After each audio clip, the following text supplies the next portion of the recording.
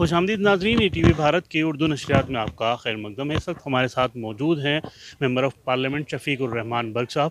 سر، آج کا جو پروگرام تھا مسلم ورلڈ لیگ کے سیکرٹری جنرل یہاں پر آئے ہوئے تھے۔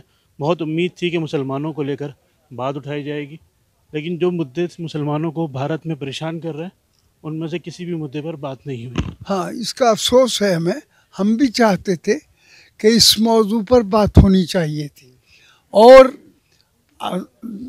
سارے یعنی کلاس کے لوگ یہاں موجود تھے، ان کو موقع دینا چاہیے تھا۔ چاہے سوال کرنے کا ہی موقع دیتے تو اس کا جواب ہمارے پاس آتا، لیکن آج آپ آئے تھے، کیا کچھ امید تھی اس پروگرام سے؟ ہاں، مجھے یہی امید تھی کہ شاید اس پر کوئی روشنی ڈالی جائے گی۔ یونیفارم سول کوڈ کو لے کر؟ ہاں جی ہاں۔ آپ کا کیا کہنا ہے؟ ابھی حال ہی میں، کیونکہ 14 تاریخ ختم 4-5 دن ہی باقی ہیں، جو تاریخ دی گئی تھی لو کمیشن کی طرف سے۔ اب چونکہ یہ پارلیمنٹ میں مسئلہ آئے گا، لیکن ابھی اس کا مسودہ سامنے نہیں آیا، تو اس سے پہلے ہم کوئی بات نہیں کہہ سکتے۔ ہاں، اگر آتا ہے تو آپ اس کی تو ہم اس کی کھل کر مخالفت کریں گے۔ بہت بہت شکریہ سر بات کرنے کے لیے۔